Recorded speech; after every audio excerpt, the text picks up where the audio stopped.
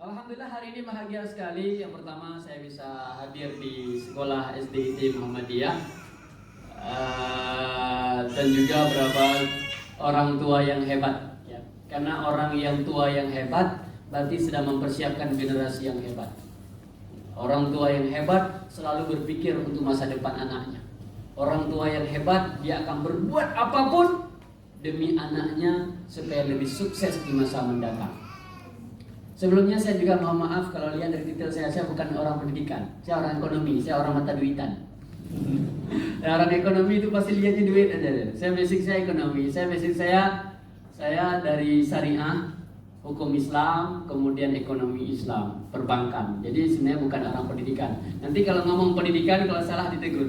Ya, insya Allah. Cuma pengalaman saja mengurus anak-anak sekian tahun, berarti saya sudah berapa lama ya? Sejak pulang dari selesai kuliah S2 saya dari Mesir itu 2007 saya pulang langsung mengabdi. Pertama saya kerja di Yayasan Azhar. Nggak lama, 3 bulan. Karena saya diminta mengelola anak yatim se-Aceh yang ada di Banda Aceh. Lagi di foto, saya bergaya kalau. Biasanya kalau lagi di foto diharu. Oke, terima kasih. Dan hari ini disuruh memberikan materi tentang parenting, adalah tentang bagaimana mendidik anak. Tentunya mohon maaf sebelumnya karena ini bukan mengajar ya. Bukan mengajar bapak-bapak ibu lebih berpaham tentang cara mendidik anak, tentang bagaimana membimbing anak ya. Karena saya masih muda sekali. Ya, umur saya baru 17. Pasti nggak percaya. Pak Faisal tadi 41 ya. Saya 43. Masih 43 tahun. Bukan 34. 43. Pas alhamdulillah. Alhamdulillah saya sudah menikah, Bu, aman. Saya anak masih sedikit, baru 6 orang. 6 orang, saya nggak percaya saya 6 orang. Saya menikahnya cepat. Menikah cepat ketika masih kuliah di Mesir. Saya langsung menikah. Waktu itu istri saya baru semester 2. Karena ada pesan di Sukala, semakin cepat lebih baik. Kenapa semakin cepat lebih baik? Karena baru datang, langsung saya lamar. Kalau nunggu sebentar, dilamar orang. Karena waktu itu mahasiswa putri Aceh di Mesir itu kami mahasiswa Aceh 450 orang. Jadi yang putrinya cuma sekitar 15 orang. 15 orang. Kalau lambat datang, udah biasa. Semakin cepat, semakin baik. Oke, kami menikah, lahir anak pertama juga di sana. Makanya kita alhamdulillah ramai, 3 putri, 3 putra. Alhamdulillah. Capek mengurus anak 6? Tidak. Lebih capek mengurus anak 1 orang. Lebih capek mengurus anak 2 orang. 6 orang tidak capek. Malah cukup nyaman. Nah, gitu. Mereka sudah bisa hidup dalam komunitas mereka sendiri. Nah, cuma saya bilang tadi mengurus anak, banyak orang nggak mau punya anak. Kenapa? Capek. Kenapa nggak mau punya anak? Ribet. Punya anak itu beban. Ya, beban. Kenapa? Karena dia membayangkan anak itu ya Allah, kayak ustaz yang mau ustazah bapak-bapak yang ngajar sekolah, ngurus anak di sekolah ramai capek. Enggak. Karena anak itu lebih mudah diurus ramai daripada 1 orang. Dia kalau ramai dengan bilang, ayo maju. Dia suka dengan ramai-ramai. Maka ibu yang anak sedikit tambah. Insya Allah. Nah, cukup 2 anak saja. Banyak-banyak. Karena banyak anak, nanti ketika tua tetap berdua dengan bapak. Yang lain sudah pergi jauh-jauh ya. Gitu ya. Dan masih ingat ibu? Memori daun pisang. Ayo tahun dulu. Masih ingat bu dulu ketika menikah? Saya dulu di Mesir nikah, bukan karena saya menikah di kuliah itu bukan karena saya punya uang. Saya nggak punya uang karena nggak dikirimin oleh orang tua. Saya hidup di Mesir itu dengan biaya sendiri, tanpa beasiswa. Sebelumnya saya beasiswa oleh Malaysia. Saya beasiswa oleh Malaysia, tapi ketika saya menikah saya stop, bukan diberhentikan, saya stop beasiswa saya. Kenapa? Karena udah menikah masa minta sama orang lain, saya cari sendiri. Karena saya berasal dari Matang, maka sapi matang pertama masuk ke Mesir saya buat. Sate matang, tapi tidak saya kasih nama sate matang karena ditanya sama orang itu ada sate yang nggak matang katanya. Maka saya kasih nama sate Aceh. Sate Aceh. Jadi karena di samping saya sate Madura, sebelah sana lagi sate Kajang Malaysia. Jadi kami jualan. Nah, dan keduanya menikah. Kenapa waktu itu saya menikah? Kenapa? Kalau sendiri makannya sepiring kan bukan? Kalau berdua tetap sepiring. Hemat sepiring berdua. Namanya romantis padahal hanapeng. Nah gitu ya. Memori daun pisau, masih ingat kenangan dulu ketika orang baru menikah, ketika orang masih dalam senang-senang bahagianya, ketika ditanya adik kau pingin menikah ya iya, untuk apa menikah? Pingin membentuk keluarga sakinah mawaddah warahmah, pingin punya anak biar jadi anak soleh gitu. Semua itu di awal itu semua oke. Tapi setelah menikah lupa mawaddah, sakinah mawaddah warahmah, ya tinggal rahmah karena nama istrinya Rahmah. Itu aja yang tinggal di rumahnya. Lupa tentang kebahagiaan, lupa tentang ini. Baru 2 hari nikah cekcok. Ada cekcok. Kalau ada rumah tangga yang nggak cekcok, saya yakin dua-dua bisu. Karena nggak bisa cekcok. Yang namanya rumah tangga pasti akan cekcok. Kenapa saya bilang cekcok? Yang pertama, pertemuan 2 makhluk dari planet yang berbeda. Satu planet UFO. Karena laki-laki dengan perempuan Allah ciptakan dengan perbedaan yang luar biasa. Sangat beda laki-laki dengan perempuan. Perempuan banyak menggunakan perasaan, dia mau nggak pernah bilang, suruh paham sama laki-laki. Dia pingin ini, dia nggak bilang. Yang ada mulutnya dia, kenapa hari ini? Oh, dia rupanya dia mau sate, tapi nggak dibilang. Kami laki-laki nggak akan paham. Oh, bapak ini nggak akan paham, capek dibilang. Nggak akan paham. Kami bilang, Pak, kami mau sate. Jangan langsung, langsung beli sate. Pak, kami mau lontong. Kami mau ini. Orang laki-laki itu dibilang, suruh paham sampai kiamat nggak akan paham. Kami nggak paham dengan wajah manyu, nggak paham. Oh, yuk kalian nggak kiamat dong. Itu. Nah, ini dengan di kita. Satu lagi, laki-laki itu satu hari harus save 30.000 kata psikolog. Jadi kalau bapak ibu di rumah pulang lihat diem itu, ibu jangan marah. Dia lagi menyimpan 30.000 kata, nggak boleh keluar. Kalau keluar uringan dia marah. Maka diduduk, dia termenung, dia baring gini. Nyen oma dengan disimpan, dengan menyimpan 30.000 kata. Perempuan dalam satu hari harus mengeluarkan 38.000 kata. Maka ketika pulang, ada ayam kering begitu telur yang bisa betul. Bapak-bapak yang sudah paham ini. Yang sudah paham ini diam. Kenapa sedang kita harus diam? Kenapa harus kita terima? Karena sedang mengeluarkan 30.000 kata. Kalau nggak keluar, perang dunia kedua. Nah, itu dunia psikologi. Maka saya juga sering ngisi materi tentang catin. Karena orang catin, orang mau menikah cerai itu kenapa? Kok jadi pernikahan? Jadi orang bercerai kenapa? Bukan karena nggak paham Fatihah. Itu ketika di KUA apa dites ke Fatihah bukan? Yang lebih parah lagi dites apa? Doa mandi. Nggak ada hubungan antara cerai dengan doa mandi. Permasalahan tentang rumah tangga adalah tidak paham psikologi rumah tangga. Tidak paham kami Ustadz udah pacaran 10 tahun. Berarti selama 10 tahun dalam kebohongan. Karena orang pacaran itu sama-sama dibohongi dan saling membohongi. Iya kan? Orang pacaran berani nggak bilang, maaf, yuk kita jalan bang, nggak ada duit. Berani bilang, masa diputusin. Ada jalan, walaupun telepon kami ya ke transport ya. Berani ibu ketika orang pacaran itu orang perempuan baru bangun tidur jumpa dengan calonnya itu berani dia jumpa enggak, dia mandi, dia soleh dulu biar glowing dulu, baru dia jumpa. Tapi ini sudah jadi suami baru bangun tidur belum gosok gigi. Sama. Nah, ini masih ingat dulu kenangan kita bagaimanapun tentang ini adalah bicara tentang anak, bicara kita sebuah masa lalu dulu ketika masih sama-sama, ketika semua indah dulu jalan berdua. Kata orang kalau berdua itu jalan, kalau awal nikah jalan berdua, setelah 2 bulan beli tinggal di belakang, 2 tahun kayak kebahir mau itu. Tapi masih ingat ya, kita kenangan dulu, memori kita yang indah dulu, bahwa dulu kita punya cita-cita, dulu punya keinginan. Apa itu? Ingin mendidik anak-anak yang soleh dan membangun keluarga yang sakinah. Udah jadi keluarga. Ada orang ibu susah kali gak punya anak. Dia udah cari kemana-mana gak punya anak. Ya, dia berobat kemana-mana, terakhir berobat sama pawang hujan. Sama dukun. Berobat sama dukun, sama punya oke. Padahal nggak logika kata dukun. Masa ketok-ketok hujan nggak turun? Ya kan, entah kan? Besok kita kirim dari Muhammadiyah, Bang Ujang baru tahu. Nah, saya ingin mengatakan aja, banyak orang nggak punya anak, susah, gelisah. Ya, kenapa? Saya ingin katakan apa? Karena anak itu adalah tempat kita bahagia, anak itu tempat kita istirahat. Ya, saya terus terang saya bilang, kalau saya nggak bisa jauh dari anak, saya pun dari mana pun capek pulangnya di rumah dengan anak. Mudah-mudahan ada yang naik di atas, ada yang tarik di celana, dia pulang, hilang dah capek saya. Padahal dari pagi saya kerja. Di mana istirahatnya? Di rumah, ya kan?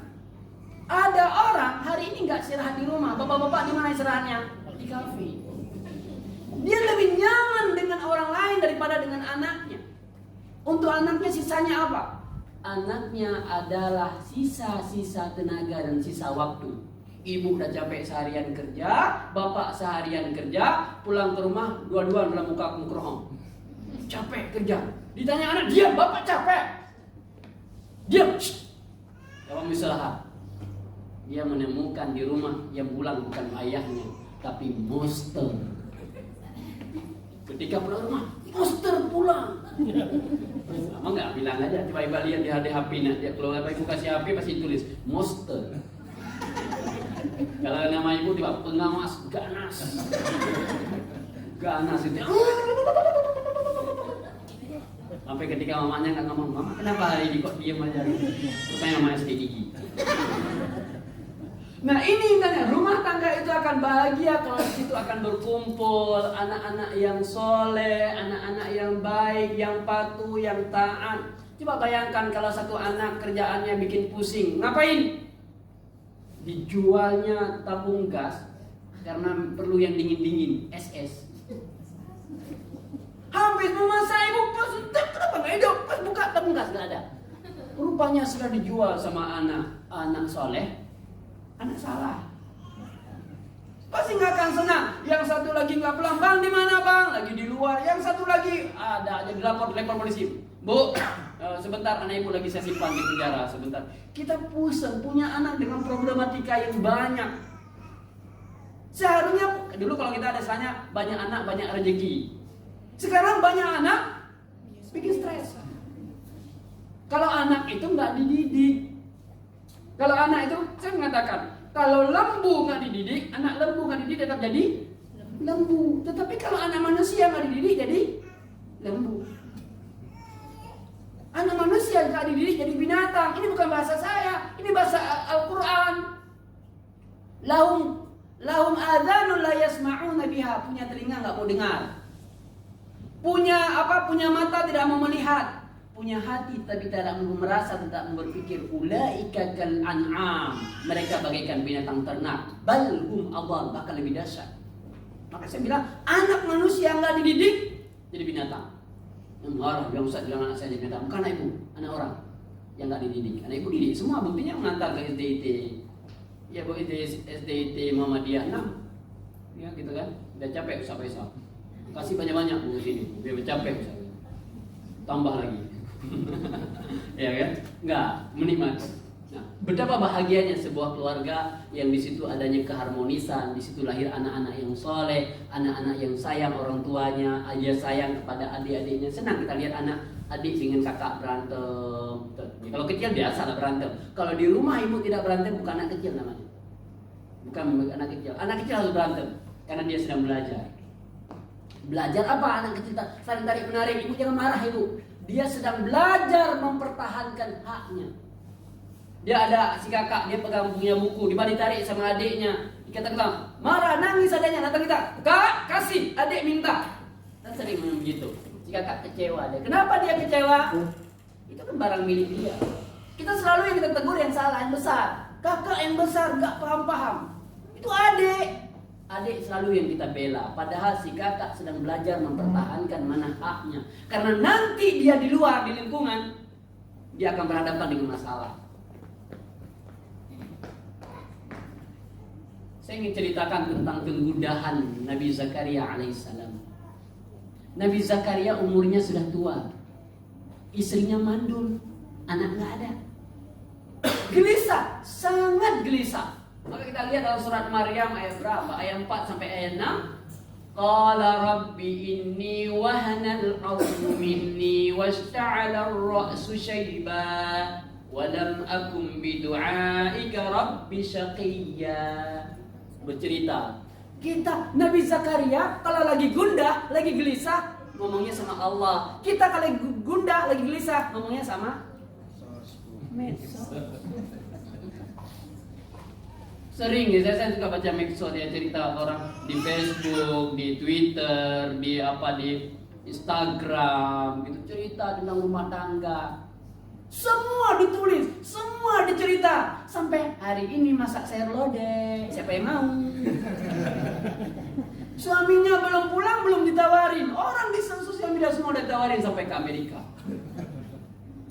Hari ini lagi nggak ada kerjaan, lagi nyuci pun dibilang ya Allah.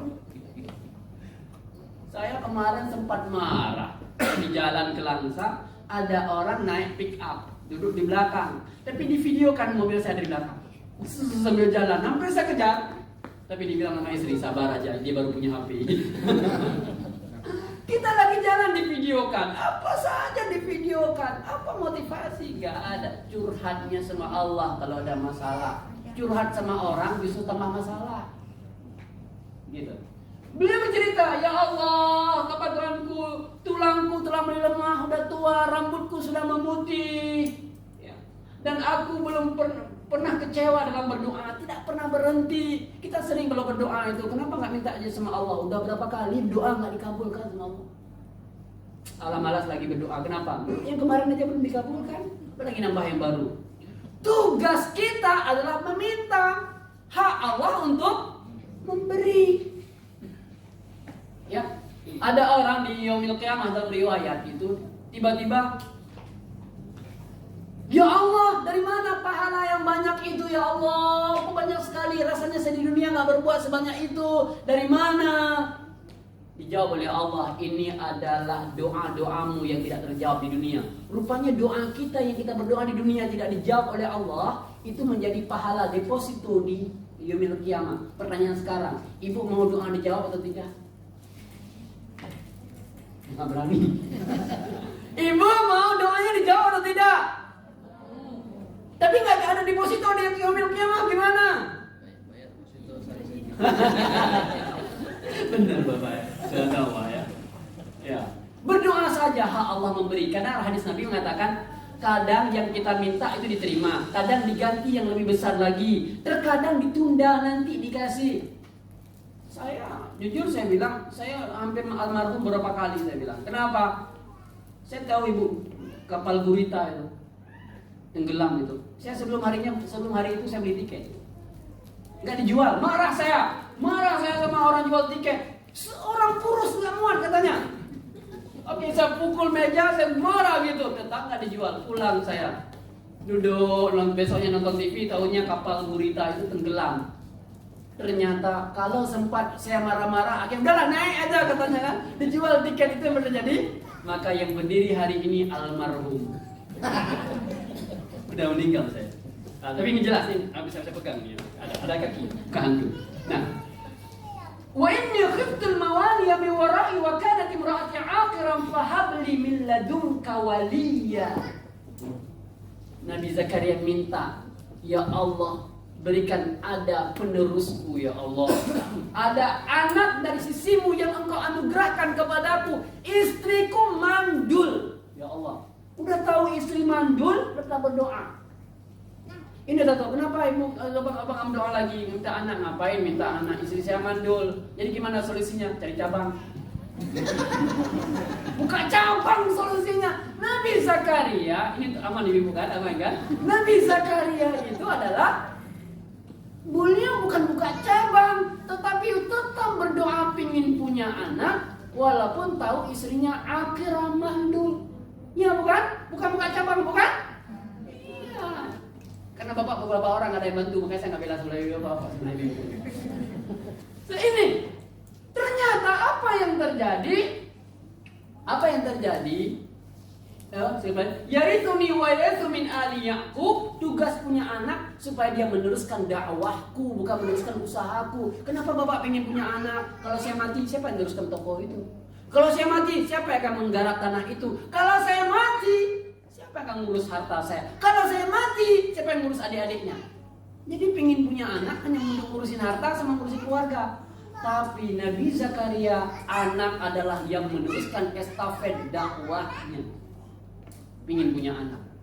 Makanya menjadi kemudian Nabi Zakaria punya anak. Namanya siapa? Yahya. Nah, ini Nabi Zakaria. Ada kegusahan, ada kegalauan ketika tidak punya anak. Kenapa? Saya tidak ingin estafet perjuangan dakwah Bani Israel ini terhenti karena saya nggak punya anak.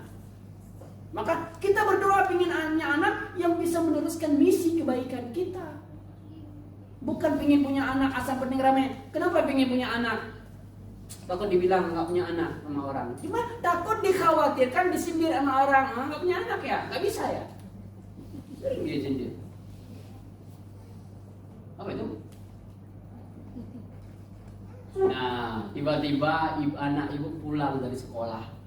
Mama, aku pulang. Mama pulang bawa hadiah, bawa apa namanya, bawa. Bahasa gimana ya? Saya boleh situ aja.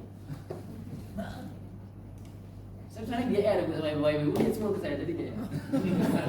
Jadi anak bawa pulang hadiah, bawa pulang sertifikat. Mama, saya juara kelas, Mak. Saya ranking 1, Mak. Gimana perasaan ibu di rumah yang lagi masak itu lagi capek tadi nyuci, tambah capek, kemudian bapak pulang marah-marah. Tiba-tiba anak bilang juara kelas. Senang gak, Bu? Senang gitu. Hilang rasa capek itu. Kalau dulu zaman kami sekolah, kan kami paling beban dulu kalau kita pulang sekolah sambil jalan, bagi rapor. Kan dulu bagi rapor serentak semua sekolah. Ditanya setiap orang lewat, bagi rapor ya, berapa merah? Itu paling beban zaman kami itu ditanya berapa merah, kan ditanya berapa hitam. Beban kali, jangan ada merah. Zaman berikutnya ternyata nggak ditulis merah lagi. Dia tanya, berapa merah? Nggak ada merah, padahal 5 semua. Karena nggak ditulis merah lagi. Ini Pak Faisal tolong tulis merah. Akhirnya, Mama, saya dapat merah semua, Mak. Keren, cantik, apalagi pink gitu. Pasti semua akan senang ketika melihat anaknya itu jadi juara, dapat prestasi, lomba ini menang, pasti semua akan suka. Lalu bagaimana? Sering kita bilang sama anak kita, lihat tuh abangmu dapat juara, ranking 1, kamu? Kita sering menganggap anak kita yang gak ada juara, yang gak dapat ranking kelas, seakan-akan gak ada harapan, beban kehidupan. Ibu pilih mana ini? Yang A atau B? Anak belajar atau anak main? Saya suruh pilih, Ibu. Geri juga mama-mama di sini, dua-dua dipilih. Saya pilih A atau B? Yang pilih A, angkat tangan. Yang pilih B, angkat tangan. Yang pilih dua-dua. Rakus. Nah, sering kita bilang, Mak, belajar. Sering kita bilang, main. Kita marah ketika anak kita bermain. Ada orang tua yang perfect, ya kan, dia pinginnya anak belajar. Anak nggak akan belajar. Dan juga ada anak yang jangan bermain. Artinya apa? Sering kita melihat, kira-kira yang sukses di masa mendatang, yang mana, yang A atau B? B. Yang sukses, yang tukang main, Bu. Yang A. Makanya Ibu kalau sekolah, sering anak bilang, ketika anak SMA, jurusan apa, Mak? IPA. Oh, udah kebenaran. Jurusan IPA ya. Kita bergerak bilang IPA. Anak IPA itu anak pinter, anak cerdas, cerah masa depan. Jurusan apa, Nak? IPS. Kamu ho. Kalau bilang anak IPS, itu yang kebayang apa, Bu? Tukang main, tukang ini. Di mana sekolahnya? SMA. Dulu, di mana sekolahnya? STM teman kita, Pak. Kalau udah bilang STM, tawuran. Zaman itu Dan kita sering melihat, sering mengukur buku, pegang buku itu kunci sukses. Yang pegang mainan itu tanda harapan-harapan babengkel itu. Nggak ada harapan sekolah nih, nanti ya kulali. Itu yang terjadi dengan kita, cara kita berpikir. Maka kita katakannya, umumnya orang tua itu mengukur kesuksesan anak pada kecerdasan intelektual. Anaknya cerdas, menghafalnya cepat. Oh, ini anak sukses. Yang lamban-lamban ibu, yang lembek-lembek disuruh ya apa kita bilang nggak ngerti. Nah, anak harapan, kan jadi rabi ilmu. Pasti dia mengkasih lembu. Yang ini akan disekolahkan, yang itu dibelikan lembu. Rabi ilmu ke dia, kok nalium ke dia. Gitu. Saya punya satu murid dulu. Murid saya luar biasa bu. Di sekolah nggak ngerti-ngerti apa-apa. Sama sekali nggak ngerti. Membaca aja nggak bisa. Ketika datang tamu dari Jerman, datang ke sekolah, saya lulus anak yatim dulu. Ditanya, ayo apa prestasi anak-anak? Saya keluarkan nilai rapor mereka. Diambil rapor dibuang.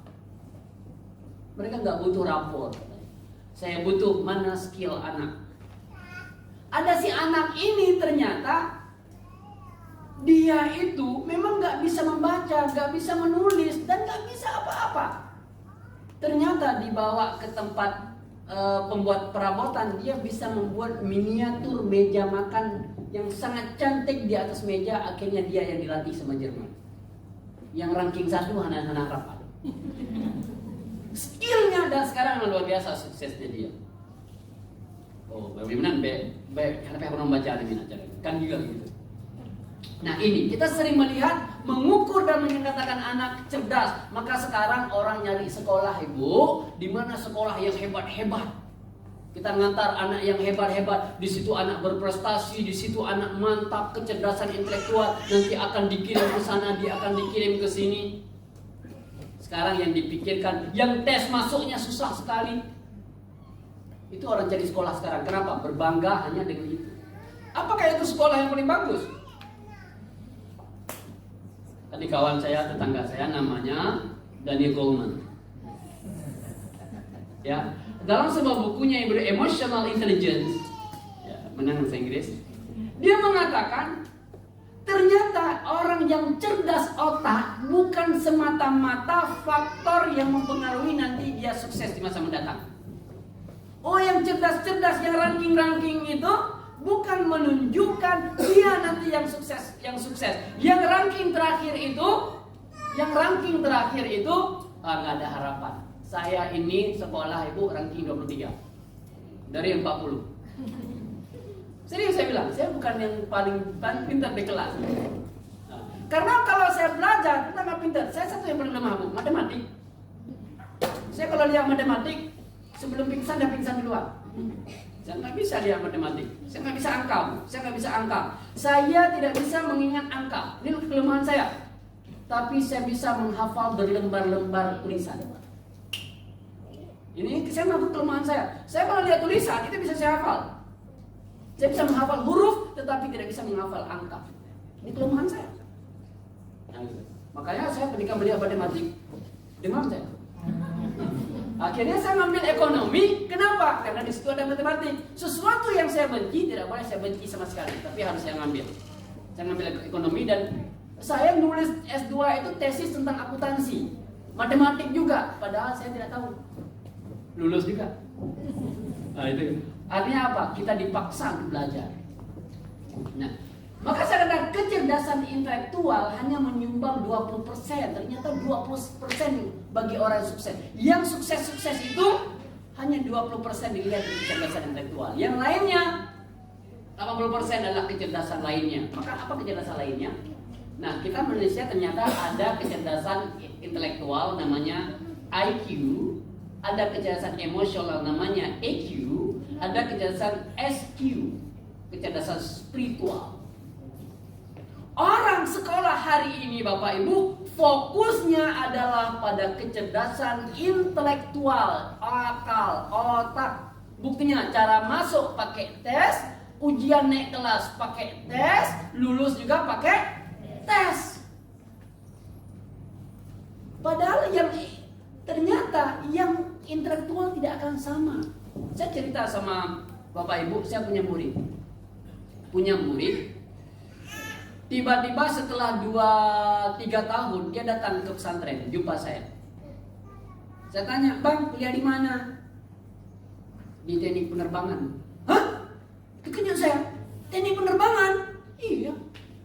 "Ya betul lah Bang." "Betul. Dulu kamu di pesantren bukan tidur." Nggak masuk kelas, sering kena panggil, kena berdiri. Rankingnya juga bukan bagus-bagus amat. Ternyata dia bisa di penerbangan. Ada satu lagi murid ditelepon, "Ustaz, saya sudah selesai ikut tes dan sudah selesai pelatihan tentara TNI, Akabri." "Oh ya, alhamdulillah." Dan satu kelebihan, saya dapat menjadi prajurit terbaik dalam ujian itu. "Wah, bisa kamu jadi prajurit terbaik? Kok bisa kamu jadi prajurit terbaik?" Dulu di sekolah ada berapa kali mau dikeluarkan? Tiap kali mau dikeluarkan nggak jadi. Tiap kali mau dikeluarkan nggak jadi. Sudah ada berapa kali kena prank mau dikeluarkan dia. Semua guru, "Gimana kita keluarkan?" "Itulah Ustaz, gimana kita keluarkan dia?" Memang di kelas biasa saja, juga ada. Itu memang kadang-kadang nggak masuk kelas biasa. Tapi dia kalau masalah hormat guru dia di depan. Kalau masalah khidmat guru di depan. Kalau guru lagi bawa buku, Ustaz, biar saya bawa. Kalau kita lagi bantu, Ustaz, biar saya bantu. Dia paling rajin bantu guru. Maka guru setiap kali mau mengatakan dia dikeluarkan, nggak tega. Apa itu dia nanti kalau bagian bantu-membantu. Tapi jangan tanya kelasnya. Ternyata dia lulus menjadi prajurit terbaik di Aceh waktu itu. Saya tanya, "Apa rahasia kok bisa kamu lulus?" "Saya hormat dan khidmat komandan." Dia layan komandannya dengan baik. Dia ketemu komandan sopan dengan semua komandannya, sehingga komandannya sayang kepada dia. Jadi prajurit terbaik dan melanjutkan pendidikan di Magelang. Nah, ini di kita kadang-kadang melihat tidak selamanya intelektual ini menjadi kunci. Kesuksesan itu bisa jadi emosional. Dan intelektual ini tidak bisa dipelajari. Dia ini adalah turunan dari orang tua. Kalau orang tua cerdas, dia ya cerdas. Kalau orang tua pas-pasan, ya pas-pasan. Jadi kita nggak bisa paksakan anak intelektual akan sama. Saya pingin anak saya seperti Habibie, tapi kita belum. Nggak bisa. Itu memang ini dipengaruhi oleh keturunan berdasarkan psikologi. Dan sedangkan yang bisa dipelajari adalah emosional. Maka yang dipelajari di sekolah adalah emosional. Yang bisa dilatih emosional. Yang bisa disiapkan, dibentuk emosional. Sedangkan intelektual adalah anugerah Allah. Maka Allah memberikan kepada kita nggak banyak. Ada berapa banyak? 1 triliun sel otak. Ibu tahu manusia itu diberikan oleh Allah 1 triliun sel otak. Cerdas sekali manusia. Tapi kenapa bodoh sangat? Nggak dipakai. 600.000 itu monyet. 600.000 sel otak itu monyet. Monyet itu ngapain? Bisa meniru manusia. Madu lebah itu 7.000 sekian, 700.000 sekian sel otak. Dia bisa menghasilkan madu. Dia bisa menghasilkan madu. Madu sangat bermanfaat dengan hanya 700.000 sel otak. Manusia dengan 1 triliun sel otak bukan hanya bisa menghasilkan madu, tapi punya madu di mana-mana. Maaf, saya ingin mengatakan, ibu ingat, ini bukan itu canda saya. Canda saya ada. Saya ingin mengatakan 1 triliun sel otak ketika Nabi Sulaiman menawarkan siapa yang akan mampu memindahkan singgasana Ratu Balqis. Jin Ifrit mengatakan, "Saya, ya Rasulullah." "Berapa cepat?" "Sebelum Anda bangkit dari tempat duduk Anda." Sebelum Anda bangkit dari tempat duduk Anda. Nabi Sulaiman menawarkan lagi, siapa yang lebih cepat daripada itu? Wa qala alladziina utul ilma. Ada satu orang manusia yang di situ mengangkat tangannya yang diberikan ilmu oleh Allah. "Saya, ya Rasulullah." Berapa? "Sebelum Anda memejamkan mata." Ternyata kemampuan manusia apabila dia menggunakan 3 unsur ini mengalahkan jin. Hanya sekali mata bisa pindahkan. Kemampuan yang diberikan Allah. Maka kecerdasan emosional. Yang terakhir adalah kecerdasan spiritual, kecerdasan ruhi, jiwa. Dan ini yang sering disepelekan oleh sekolah-sekolah. Maka di sekolah SD IT, sekolah Islam terpadu, dia ini diangkat, dikedepankan. Ada sholat duha, ada berpuasa, ada minum tidak boleh sambil berdiri, tapi sambil tidur, sambil duduk, gitu. Apalagi nggak bisa sambil duduk, gitu. Sambil tidur. Nah, kenapa intelektual hanya mampu memahami masalah? Oh ini, oh hujan di luar, cerdas, karena otaknya cerdas. Oh apa ini? Batu, hujan itu. Ya, kalau dia kecerdasan emosional, ya kecerdasan emosional, supaya dia tidak basah pakai payung emosional. Tetapi kadang-kadang dia marah, sebel karena emosional. Kenapa ya hujan kayak gini, becek, udah becek, kotor baju kita nggak bisa lewat. Ya. Tapi kecerdasan spiritual dia merupakan ini adalah anugerah Allah. Nggak marah ketika hujan turun, ada hikmah. Ketika hujan turun, nggak perlu pakai pawang.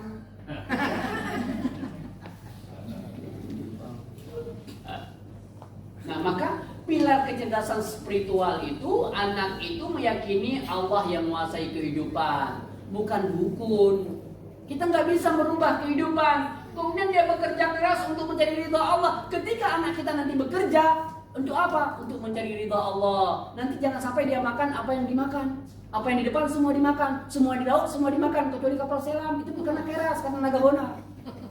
Semua yang berkaki 4 boleh dimakan, kecuali meja dan kursi.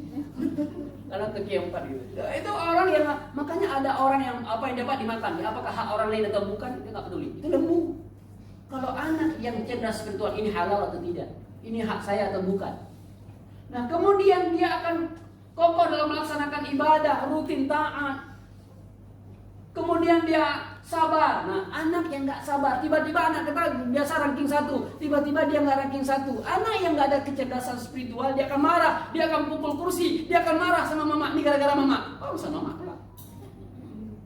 Dia akan marah, dia nggak terima, dia akan cemburu kepada orang lain, dia akan kesal pada guru yang tidak memberikan dia ranking 1. Tapi anak yang cerdas emosional, dia akan sabar. Mungkin ini ujian Allah dan dia terima dengan segala pun keputusan Allah. Dia nggak akan menyalahkan. Nah, SQ dimensinya ukhrawi, bukan hanya berpikir hari ini. Kalau IQ dan EQ itu hanya untuk duniawi, tapi tentang ESQ itu ukhrawi, berpikirnya masa depan. Dimensinya bukan hanya segitu, tapi nanti sampai kita hidup mati. Kenapa anak ini kok baik sekali pedulinya? Ada Allah. Apa lagi? Makanya doa orang-orang terdahulu, apa namanya? Dia berdoa, Rabbana hablana min azwajina wa dzurriyyatina qurrata a'yun, supaya diberikan buah hati, jantung pisang wak. Diberikan buah hati penenang jiwa. Anak itu menjadi penenang jiwa. Maka kadang-kadang kita lihat anaknya cacat, maaf dia bilang cacat, anaknya mungkin macam-macam ada sindrom dan sebagainya, tapi tetap dilayani dengan baik. Dia berbangga dengan anaknya. Itu qurrata a'yun. Maka nggak akan kejadian seperti orang yang baru saja membunuh anaknya kan? Kita dengar di review orang bunuh anaknya, dia nggak sayang dengan anaknya. Itu namanya kalau bahasa saya namanya midam, miong, meong, kucing. Yang makan anak siapa? Kucing hitam akan makan anaknya. Kucing jantan itu akan makan anaknya. Maka kucing betina sembunyikan anaknya kemana-mana supaya orang nggak dimakan sama kucing jantan. Itu binatang. Manusia kalau ada orang yang membuang anak, ada orang buang anak, diletak di terminal, diletak di tong sampah, ya Allah na'udzubillah, itu bukan manusia, bukan jin. Nggak apa. Nah, sedangkan manusia, anak itu apapun yang Allah berikan, ini adalah anugerah dan amanah. Nah, kita ingin punya anak soleh, kita ingin ya Allah berikan kami anak soleh, berikan anak soleh. Tapi terkadang ini hanya impian semata, hanya ingin, tapi nggak dapat. Nah, karena anak saleh, pondasinya itu kesalehan orang tua dulu, di rumah dulu. Ini ketika anak, kenapa saya nggak salat? Ini gara-gara Pak Faisal nih. Pak Faisal nih nggak mendidik. Padahal Pak Faisal tugasnya dari pagi sampai petang, sampai petang, sampai petang. Yang sisanya mimpi besar, pingin punya anak saleh, tapi di rumahnya tidak saleh, ayahnya tidak saleh, mamanya tidak saleh, rumahnya tidak saleh. Mimpi besar. Maka kalau pingin anak besar, maka pondasi yang pertama adalah rumah tangga yang soleh dan solehah, keluarga rumah tangga sakinah, mawaddah, warahmah. Bagaimana menciptakan orang tua di rumah sisa tenaga, ibu pun sisa tenaga, akhirnya daripada anak ribut dikasih HP, bapak dengan di sudutnya dengan HP, mamanya di sudutnya dengan HP, semua berbicara hati. Tidur, bilang, besok pagi bilang. Kehidupan yang seperti itu terjadi, umumnya terjadi. Kita tidak mau direpotkan. Kenapa ibu kasih hati? Lu pikir Ustaz, pusing kepala saya, Ustaz, rewel kali anak saya, kasih nih. Cek. Dengar lagu, kok kucing karo. Maka ketika dia besar mencakar kayak kucing. Nah, yang kedua baru kemampuan mengoptimalkan kecerdasan anak. Maka ibu, ini saya pesan ini, ibu, carilah sekolah yang memberdayakan 3 kecerdasan anak, bukan intelektual semata. Kalau ingin anak soleh, cari sekolah yang mengkombinasikan pola pendidikannya adalah intelektual, emosional, dan spiritual. Kalau intelektual nggak usah masuk, walaupun mahal, baik kabangnya juga bungai. Cari sekolah itu kalau ingin anak soleh. Di situ akan diajarkan tentang adab-adab. Di situ akan diajarkan tentang pembiasaan Islami. Maka ini peran sekolah. Maka ini harus saling kerjasama. Jangan nanti ada masalah. Kenapa Ustaz? Pokoknya saya tidak mau tahu. Urusan saya udah bayar sekolah mahal-mahal. Ini urusan sekolah. Saya mau jadi aja. Itu namanya mesin fotokopi. Kasih kertas, kasih buku, difotokopi jadi. Apa yang kita mau? Saya sering mengalami, saya mengurus pesantren 11 tahun yang mengurus pesantren. Saya menghadapi wali santri luar biasa. Dari yang biasa sampai yang luar biasa, sampai yang biasa di luar saya hadapi. Luar biasa. Ada saya telepon orang tuanya, ya Allah Pak, kenapa? Udah saya panggil ke sekolah, Pak datang ke sekolah. Kenapa? Anak Bapak merokok, hampir berhenti. Selalu merokok. Alah Ustaz, mau buat gimana Pak? Kami di rumah itu sebungkus berdua. Anaknya di pesantren sebungkus berdua. Malah ketika saya nggak punya duit dan dibeli rokok, minta rokok dia. Pas sekali orang tua. Yang pas orang tua ini kita ikat pakai serenggang. Itu. Jadi rusak. Ada orang tua menipu lagi saya hadapi. Saya telepon, Bapak anaknya kedapatan HP, Ibu ini kedapatan HP. Itulah saya tidak tahu kok bisa dia bawa HP dari sekolah. Itulah kamu nih bawa HP. Kan Mama udah bilang jangan bawa. Padahal pas saya buka SMS di dalam, WA di dalam, Mama kirimin HP ya, kirimin pulsa ya. Iya, ntar lagi Mama kirimin. Tapi hati-hati jangan ketahuan Ustaz. Jadi kalau ada mama yang seperti itu kita ngapain? Suruh push up terus kali. Itu yang terjadi di pesantren. Saya menghadapi. Ada lagi kasus HP. Pak, anak bapak punya HP. Ini HP ini sudah saya hancurin. Ustadz mesti ganti. Berapa saya bayar? Ini HP 3 juta. Kali 2, 6 juta. Saya kasih 6.000. Saya bilang, oke, saya bayar. Saya bayar 10 juta saya bayar. So, kayak 10 juta. Tapi sebelum saya bayar, bapak lihat dulu. Ini memorinya. Ini SMS-nya. Ininya. Pas dibaca, ditaruh, ditempeleng anaknya. Jangan tempeleng Pak, jangan pukul anaknya Pak. Jangan. Depan saya jangan pukul, dia mah terserah Bapak.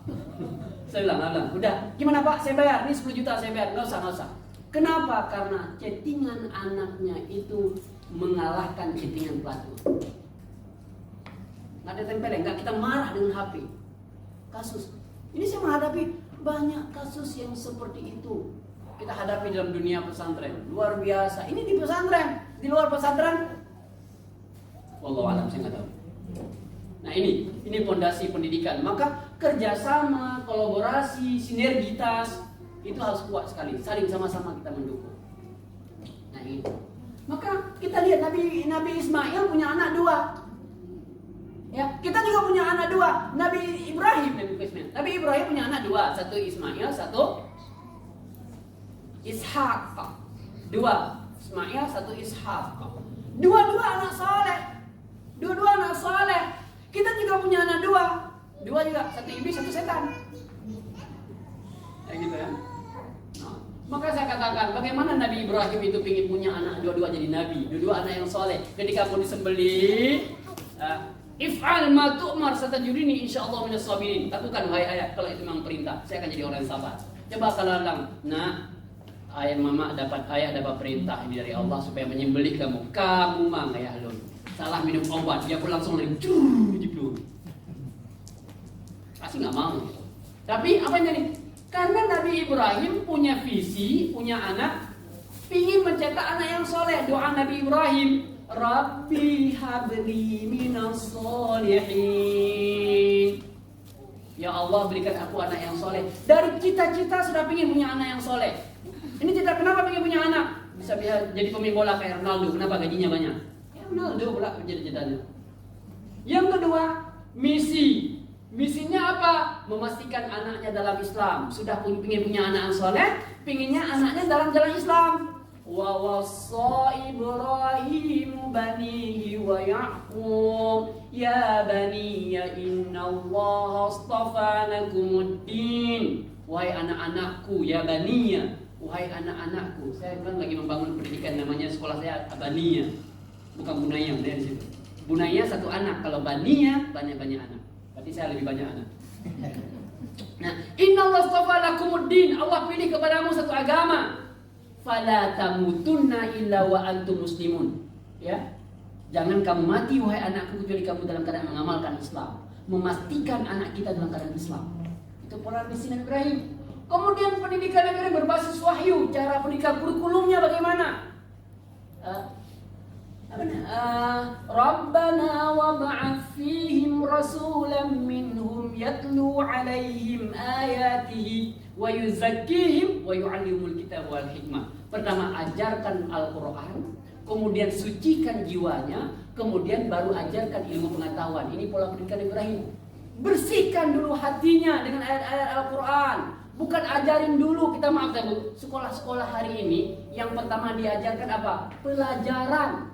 Kita belajar bahasa Inggris dari kecil, anak kita belajar bahasa Inggris, SD belajar bahasa Inggris, SMP bahasa Inggris, SMA bahasa Inggris, kuliah bahasa Inggris, suruh ngomong bahasa Inggris 5 menit aja.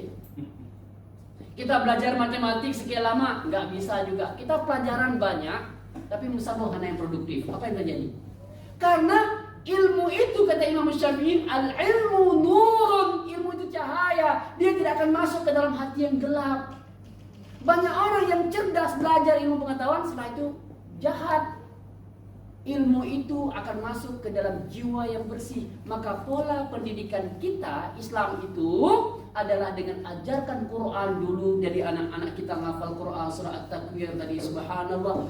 Ini baru kelas 1 At-Takwir. Saya nggak tahu kalau kelas 6 30 juz. Subhanallah. Ini dulu ajarin hafal Quran. Jangan ibu protes, Bu. Ini Ustaz Faisal kenapa suruh anak hafal Quran? Bikin capek anak aja, Ustaz. Kalau suruh hafal lagu kan enak. Hafal Quran ini akan bersih hatinya. Jin tidak akan bersembunyi di sini. Maka apa yang ia dengar, apa yang disampaikan guru melekat. Betapa banyak guru-guru umum mengeluh sama saya, Ustaz, kenapa anak-anak sekarang gak hormat sama guru saya? Karena Anda memberikan senjata bukan pada tempatnya, bukan pada orang yang layak. Jangan berikan ilmu kepada orang yang tidak layak, dia akan bahaya. Jangan kasih anak senjata kepada orang yang jahat. Anak jiwanya tidak bersih, lalu kita kasihkan ilmu, dia akan jadikan ilmu itu untuk menipu orang.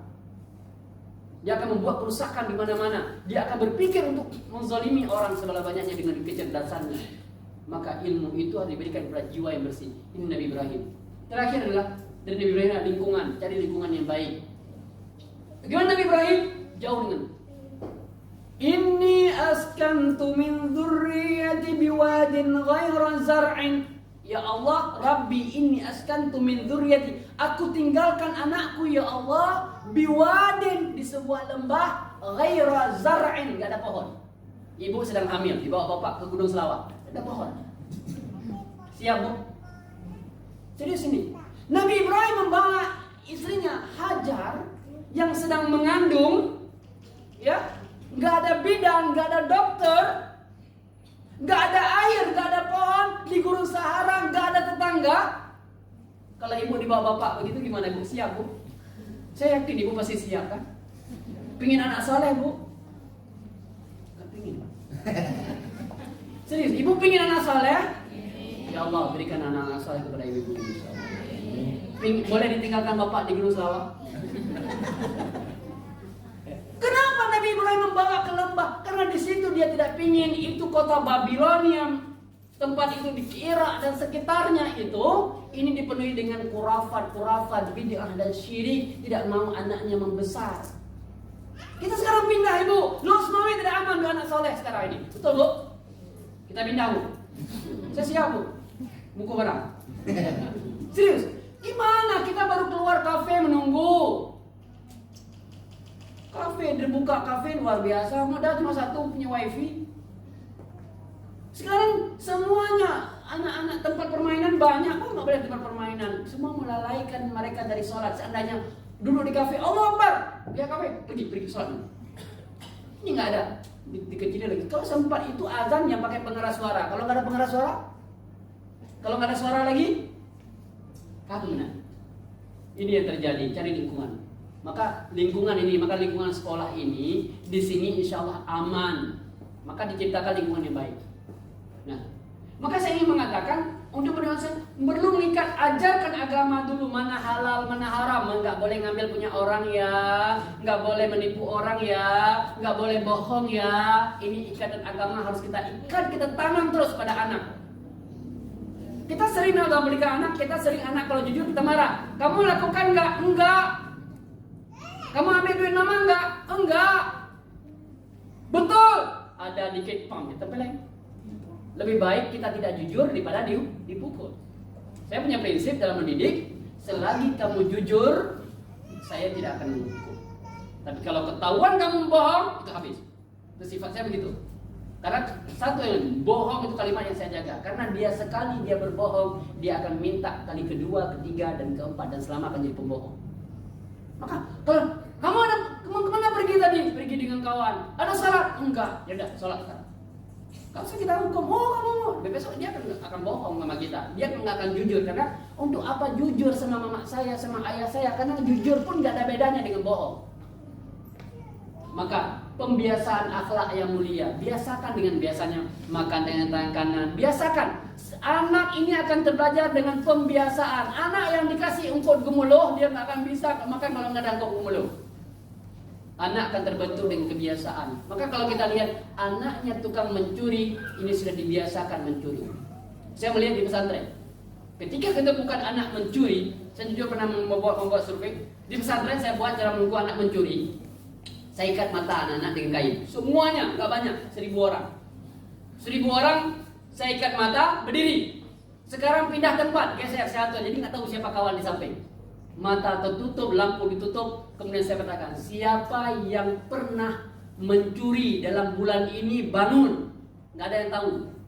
Karena mata terikat, kawannya nggak tahu. Hanya mengaku Allah mau melihat, dia bangun. Tahu berapa ibu? 60% yang bangun dari anak yang mencuri. Saya hukum tidak, duduk. Allah mentobat kita istighfar. Kalau bisa punya duit kembalikan. Terus saya buat, setiap bulan saya buat berkurang. Sampai terakhir pada angka 5% yang mencuri. Dia mengaku, cucu mengaku, tiap hari dia harus kita minta mengaku saja. Nah ini pola pembiasaan. Nah, ada peringatan, kalau dia salah, ingatkan ibu. Jangan biarkan kesalahan dibiarkan tanpa ditegur. Karena selamanya akan menjadi kebiasaan. Sekali dia nggak salat, udah nggak apa-apa. Besok alah kemarin juga nggak salat, alah dan baru 2 kali nggak salat. Kalau sudah jadi kebiasaan, susah dirubah. Ketika dia minum sendiri, bang, kata Ustaz Pak Faisal kan nggak boleh minum sendiri. Oh ya duduk, jangan biarkan. Bang, kenapa kamu meletakkan sepatu di situ? Pindahkan. Jadi bangun dibiasakan, apalagi anak laki, anak laki lebih susah diajarkan daripada anak perempuan. Saya punya 3 laki-laki, 3 perempuan. Saya tahu karakternya luar biasa. Yang satu anak saya luar biasa bu, sampai kelas 5, kelas 4 dia menangis kalau rewel nggak lama bu, 6 jam. Serius saya bilang bu, 6 jam, 4 jam paling cepat. Nggak stres itu. 4 jam dia tidak akan berhenti. Kadang-kadang, bang berhenti. Belum 6 jam. Kalau udah nyam pasti dia berhenti. Tapi terakhir alhamdulillah sekarang dia very perfect. Belajar juga. Ada satu anak subhanallah tiap hari masalah handuk sampai sekarang belum selesai dia. Tiap kali mandi handuk di situ. Tadi mandi pagi begitu, mandi siang, mandi sore juga begitu. Terus tugas kita, bang, tahu handuk katanya. Dia udah tahu, tapi memang itulah pembentukan dia. Dan terakhir sinergi rumah dengan sekolah lingkungan. Kalau dulu zaman saya Bu, kalau kita pergi kemana ngambil mangga orang itu tetangga negur, mangga kok kan, nak laki. Udah minta belum? Minta izin belum? Ditanya sama tetangga. Sekarang kita congkir rumah orang, kalau dia, nah ngapain? Lagi congkir rumah Pak. Oh ya nggak apa-apa, lanjutkan aja. Gak ada lagi tetangga menegur, gak ada lagi orang akan memberikan respon. Kita sekarang capek mendidik anak karena apa? Karena kita sendiri, orang lain gak mau peduli. Kenapa orang lain gak mau peduli? Karena kalau peduli dia, Bu, anak ibu kemarin ibu nggak sholat, ngapain ngatur-ngatur? Ini anak-anak saya masak, saya kasih makan. Bapak urusannya apa? Urus anakmu. Daripada disindir begitu. Ini muncul sikap seperti itu sehingga orang nggak mau peduli. Makanya capek. Dulu di zaman kecil-kecil saya seperti itu. Kami dilarang mandi di sungai. Saya melarang mandi di sungai. Akhirnya saya mandi di sungai juga. Tetangga saya udah dibilang sama ayah saya, lihat anak saya kalau mandi di sungai tolong laporkan saya. Pakaian biasa kami anak-anak kecil waktu itu masih min kelas 6 atau kelas 1 SMP waktu itu, saya mandi di sungai Pesangan, Pulau Pesangan. Enggak ditegur, enggak dimarah, tapi pakaian yang kami tinggalkan di atas itu dibawa pulang. Rumah dari sini ke Impres. Dibawa pulang, pas naik, mana baju, kapal gimana mau pulang? Kami bugil semua. Lalu bingung, akhirnya kami tunggu malam baru pulang. Sebelum pulang pun jadi ala Tarzan, daun kusung itu dibalut dengan situ ada semua. Kami pelepah pinang itu kan pulang malam-malam. Dan pulang malam sampai di rumah kami duduk makan. Nah ini sifat ayah saya, dia tidak akan tegur. Kalau sudah dihukum nggak akan ditegur lagi. Nggak ditanya, udah tahu dia mau pulang dan dikasih sama tetangga dikasih baju saya. Dia duduk aja seakan-akan nggak kejadian apa-apa. Padahal di rumah saya, kalau dimarahin. Dan itu terakhir saya mandi sungai. Resikonya apa? Sampai sekarang nggak bisa berenang. Itulah, jangan larang anak berenang.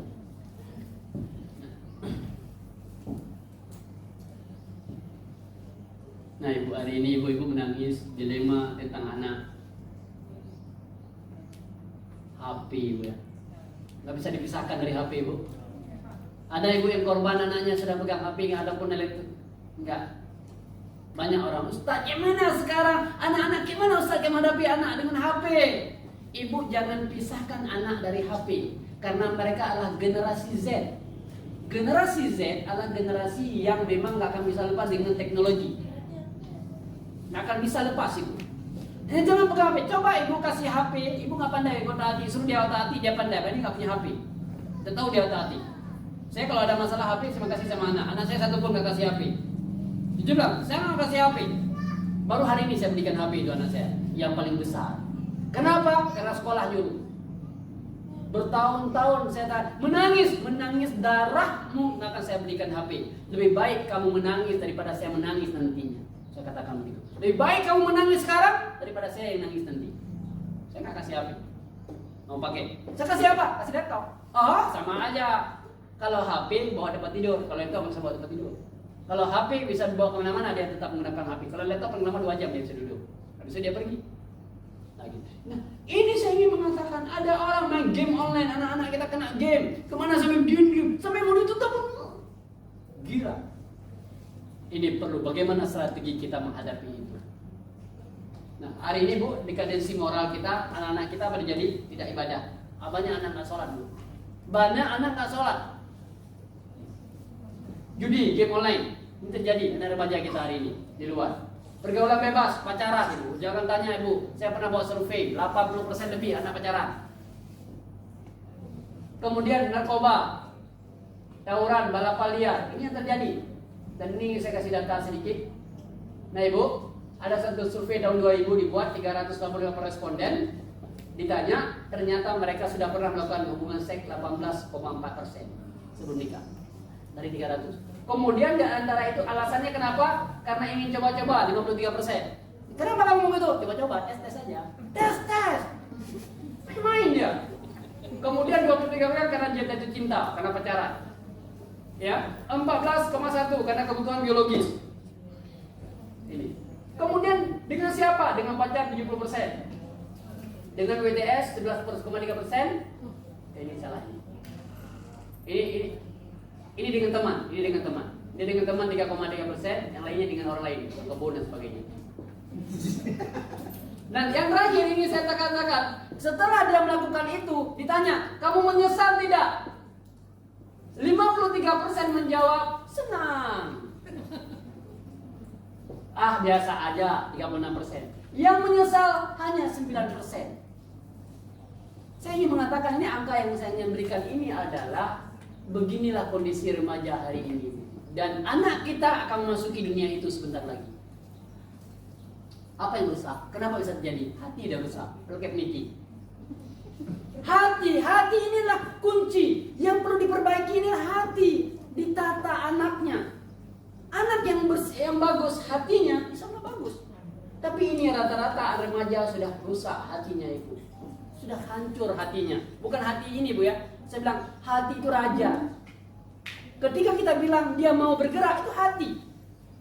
Orang hati yang sudah, maka hati 3. Hati yang mati. Ya hati yang mati itu yang capek kita bilang. Kalau bahasa kami di Inggris itu namanya kloplik. Capek dibilang. Masuk sini, keluar sini. Nggak mau dengar. Itu hati mati ya sudah. Hati yang kedua hati yang sakit. Hati yang sakit itu adalah hati yang STMJ. Sholat terus maksiat jalan. Dia sholat tapi mengakses situs porno, yes. Sholat tetapi bohong masih iya. Itu namanya sakit. Orang yang sakit hati dan umumnya orang di situ. Yang terakhir hati yang sehat. Nah, cara mengobati hati maka sholat. Jaga anak jangan sholat. Jangan berhenti jangan sholat. Jangan berhenti tidak sholat. Bagaimanapun dia tetap sholat. Biasakan dia sholat. Maka kita ada sholat duha, ada sholat berjamaah lagi di sini. Itu untungnya di SDIT Muhammadiyah 6 itu ada sholat berjamaah. Ibu aman kan nyaman di rumah. Zuhur udah selesai di sini. Duha udah selesai. Doa untuk ibu bapak udah selesai. Dan pasti dipimpin, dibantu doanya. Ibu kenapa ya enak kali jualan hari ini? Saya doa anak. Nah, selesai. Asar di sini Pak di luar. Pulang. Asar di luar. Itu tugas ibu bapak. Yang kedua puasa. Ini ke depan nih puasa. Ajarkan puasa. Biasanya mereka sudah beli puasa sunat gitu. Kemudian baca Quran, zikir. Ini yang bisa mengobati hati. Apalagi. Nah, ke depan anak-anak kita yang hafal Quran ini akan berhadapan dengan generasi setan. Saya bilang generasi setan ini bukan main Bu. Di luar ini kondisi mereka agama jauh. Gimana Bu? Kita bilang maaf, kita bilang di sekolah umum. Saya bukan mengkritisi, tapi saya kritisi. Memang sampai hari ini saya kritisi. Saya katakan kepada kepala dinas, saya katakan kepada bupati, saya katakan kepada siapapun yang saya ketemui dari pemerintahan, saya bilang, kenapa Aceh dengan kelebihan negeri syariah di sekolah umum pelajaran agama hanya 2 jam? Di situ 2 jam, di situ Quran, di situ fikih, di situ hadis, di situ tafsir, semua di situ. Mau lo menjadi anak yang tahu agama? Ini generasi di depan. Ketika lahirnya generasi yang seperti ini yang tidak peduli, kita siapa yang salah? Salah pondasi yang dibangun. Oh itu urusan mereka. Oh saya nggak ada masalah kalau itu urusan mereka. Tapi perlu kita tahu Bu, yang nanti jadi gubernur mereka, yang jadi ulama mereka, yang jadi pemegang kebijakan publik mereka, yang menjaga tanah air dan tanah kelahiran kita ini ataupun wilayah kita ini siapa? Mereka yang sudah kena sabu-sabu, mereka yang sudah tidak sholat, mereka yang sudah tidak peduli dengan itu yang kita wariskan. Maka hari ini ciptakan generasi Quran. Terakhir saya bawa kisah penutup dari saya. Ini mungkin kisah ini pernah ada ibu sudah pernah dengar cerita tentang seorang sahabat Nabi. Ya, saya bukan pencerita. Namanya ada sahabat Nabi namanya Rabi' bin Ziyad Al-Harithi, sahabat Nabi. Beliau seorang panglima perang di Sajistan. dan wilayah Bukhara, tempat Imam Bukhari. Ya. Panglima ini beliau punya seorang budak, hamba sahaya. Punya hamba sahaya, ya, budak. Dan budak ini namanya budak, berarti memang hamba sahaya, bukan budak Malaysia anak kecil. Itu semangat juangnya luar biasa. Dia di medan perang, dia di depan, pemberani, tangkas, hebat. Dan setiap peperangan ikut dalam bersama Rabi' bin Ziyad al-Harithi, sahabat ini. Sampai terakhir Rabi' bin Ziyad al-Harithi, sahabat ini meninggal. Ketika meninggal, Faruk, nama hamba sahaya itu, pulang. Dia pengen pulang ke Madinah. Tadi dia di wilayah Rusia, Bukhara. Pengen pulang ke Madinah dengan harta rampasan perang yang dia punya. Dia beli rumah. Dan dia jadi merdeka. Kemudian dia menikah. Setelah dia menikah, tinggal dengan rumah bahagia, istrinya pun solehah. Tapi dia dulu memang orang yang berada di medan tempur, orang yang selalu berjihad fisabilillah, berperang bersama para sahabat, selalu dengar berita umat Islam menang, umat Islam berhasil menguasai ini. Jiwa jihadnya selalu terpanggil, kapan saya pergi lagi ya, kapan saya pergi lagi. Sampai pada satu hari Jumat, khatib di atas mimbar menceritakan tentang kemenangan umat Islam. Kerinduannya di medan jihad membuat dia semakin ingin pergi. Dan dia pulang ke rumah dan cerita kepada istrinya. Dia minta izin kepada istrinya untuk berangkat lagi berjihad, berperang fisabilillah. Istrinya sedang hamil. Kayak ibu bapak bilang sama ibu lagi hamil, minta izin mau ke Palestina. Boleh, Bu? Serius ini? Kalau izin berangkat Pak besok kita, Pak. Diizinkan, Bu?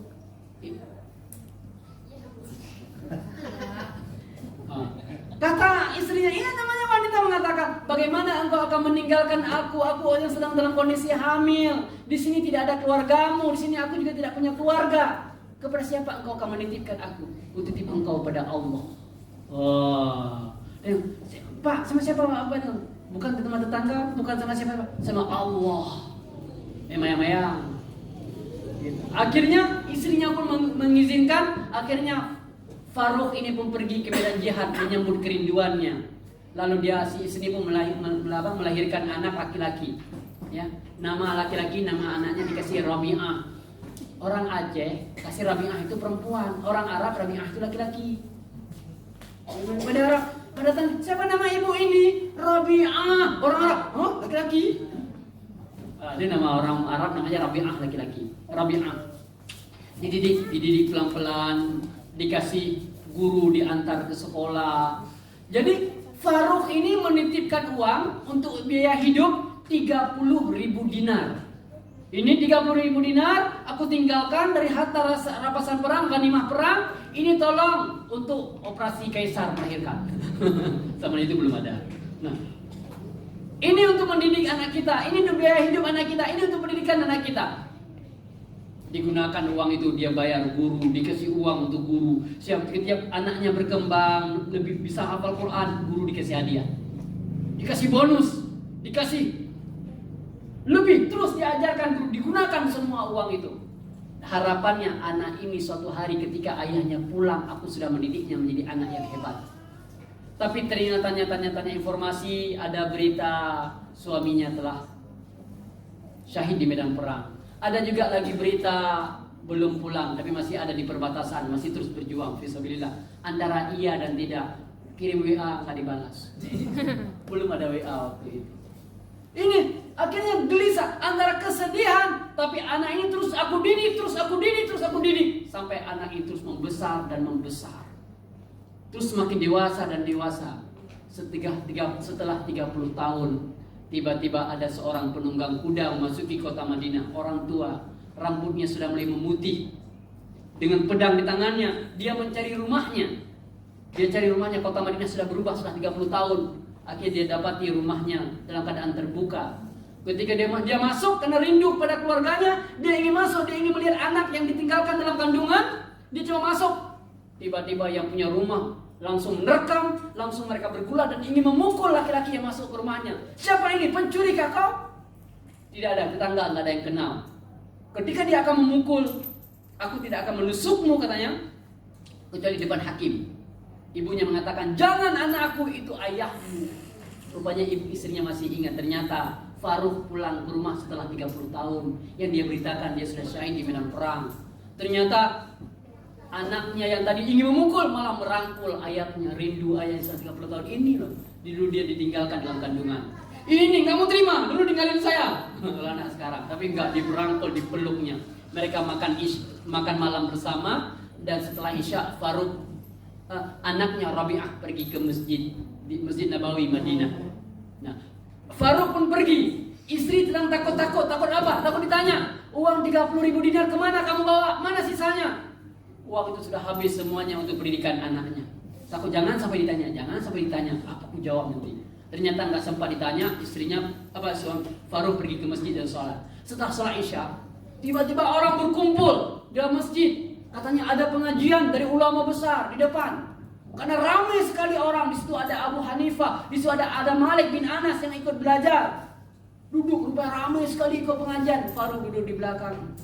Siapa pengajian itu? Ditanya siapa mengaji itu? Ulama besar. Dia adalah ahli fiqah, dia adalah ahli hadis, dia ahli tafsir, dia ahli bahasa. Dia adalah orang yang sangat santun, dia adalah orang yang sangat penyayang, dia orang yang sangat peduli. Kami panggil dia dengan ar-ra'i. Ar-ra'i, orang yang sangat peduli. Siapa dia? Dia ulama besar yang masih sangat muda. Siapa dia?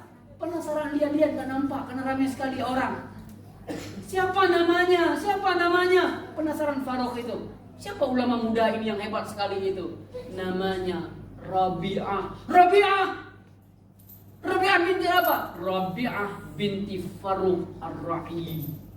Dia menggigil, dia dalam keadaan gemetar, dia pulang ke rumah, dipeluk istrinya ke rumah. Apa katanya?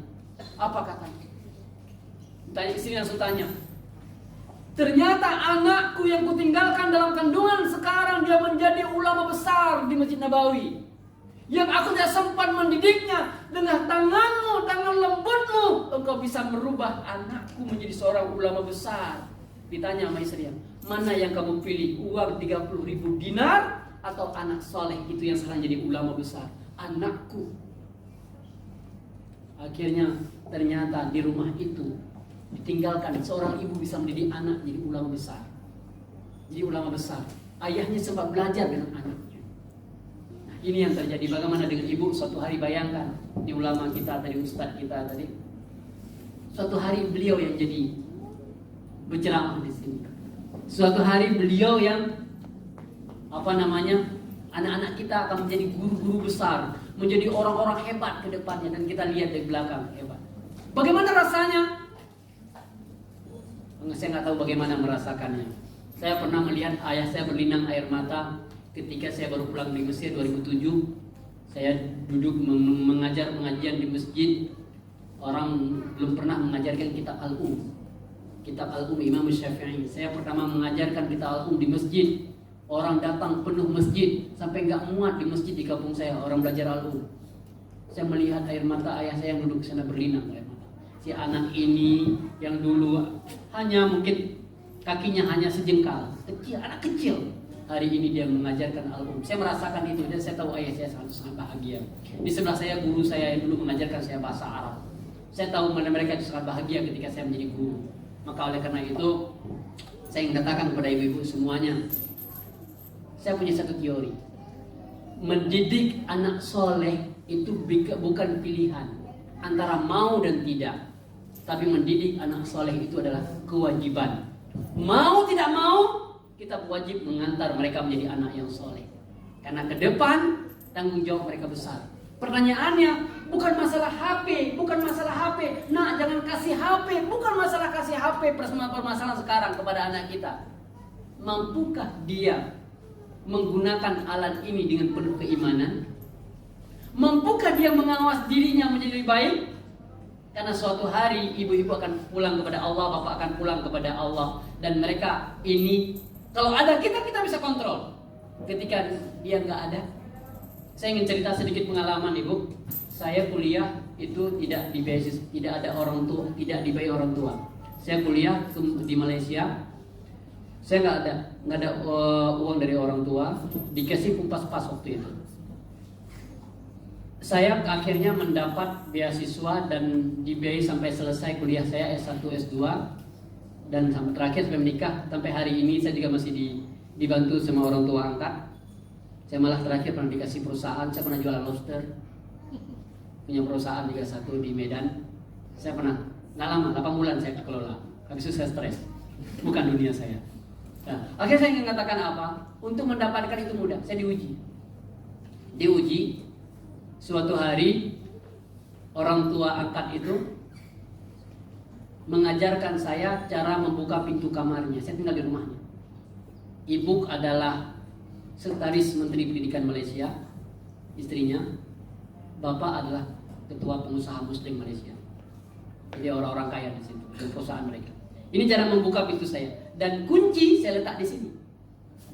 Tiba-tiba pada satu hari, pada harinya dia keluar, di telepon, Arif tolong ambil surat dalam kamar saya, kunci di tempat saya bilang kemarin. Pas saya masuk ke dalam kamarnya, terkejut beruk saya kalau bahasa Melayu ya. Terkepak. Ternyata uang sama banyak di atas meja, di atas tempat tidur, ada perhiasan. Saya lihat, apa saya mengatakan itu? Ini ujian untuk saya. Ini ujian. Di saat di kantong nggak ada satupun uang, ada uang di depan mata. Tinggal ngambil, tinggal lari. Tangkap. Dan surat itu diletakkan di bawah uang, di atas ikatan uang. Akhirnya saya mengambil, saya tarik tanpa mengganggu uang itu. Tiba-tiba setelah itu dia pulang, tunggu di depan pintu gerbang. Saya kasih surat, dia pergi. Tidak sampai 1 jam dia pulang. Dia pulang ke rumah, dia nggak ngomong, dilihat saya, dia naik ke atas langsung ke kamar. Setelah itu dia turun, senyum kepada saya dan pergi lagi. Ya, pergi lagi. Dan malamnya saya lihat tamu ramai sekali di rumah. Adik-adiknya datang semua ke rumah, keluarga besar datang ke rumah. Acara makan malam katanya. Wah, saya pun biasa aja, biasa mereka ngumpul-ngumpul. Ternyata malam itu saya dideklarasikan menjadi anak angkat. Dan sejak itu saya ditanggung kuliah sampai selesai. Hanya gara-gara kenapa? Karena ngambil uang itu. Nah, kadang-kadang terujian kita itu, dan itu aja tantangan. Satu aja kuncinya, jujur. Nah, mungkin saya sering cerita kepada anak-anak pesantren, saya cerita kepada anak sekolah. Satu aja jujur.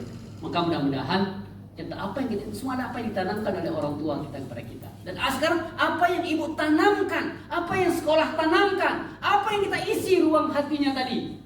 Kalau ibu sudah mengisi ruang hatinya, tinggalkan di belah bumi manapun, dengan ujian yang seperti apapun, mereka akan melewati dengan sabar, dengan kuat dan tetap istiqomah.